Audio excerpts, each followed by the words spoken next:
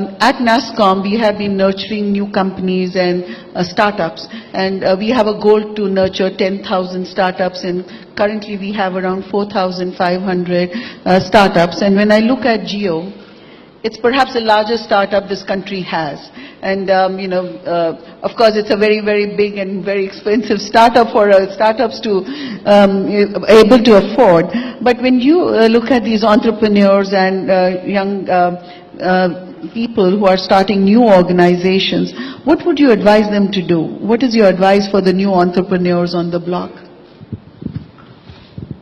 Well, my advice more than advice, I'll share what I have learned. I think advice to an entrepreneur is not appropriate, so I can only share, like, the first piece was really taught to me by my father, in terms of saying that, so he says, and he first gave me when I had just come back from Stanford Business School, so I said, what is going to be my job? Please describe what do I do now?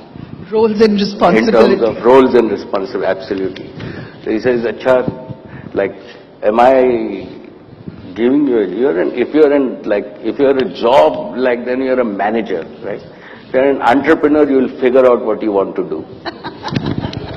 So I'm not going to tell you anything, figure out what you want to do. Right?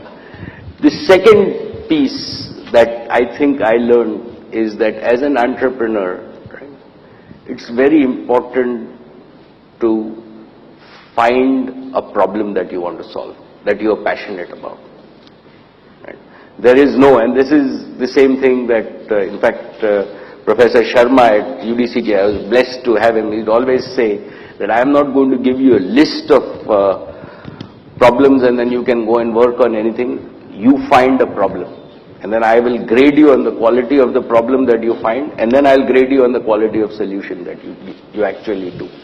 So the same rules apply for an entrepreneur, that it's not solving problems, it's first finding problems. Once you find the problem, right, then you solve it.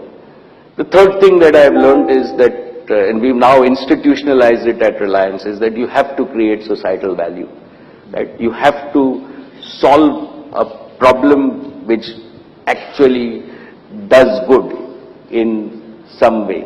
And that has to be the main objective of the business. And financial returns are actually a byproduct. If you focus only on financial returns, right, chances are that you would not really become great and solve your own passion.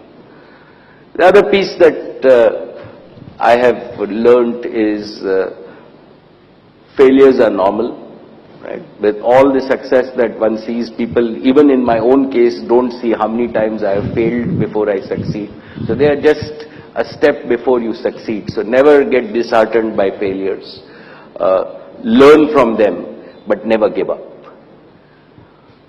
Two non-negotiables for me are, one is treat your investors' money, and this was early on ingrained into us at Reliance, is that we had taken money from small investors, that treat your investors' money even more carefully than your own money. And second is, you cannot do anything without the right team, and it is very important to align the team passionately to your own mission.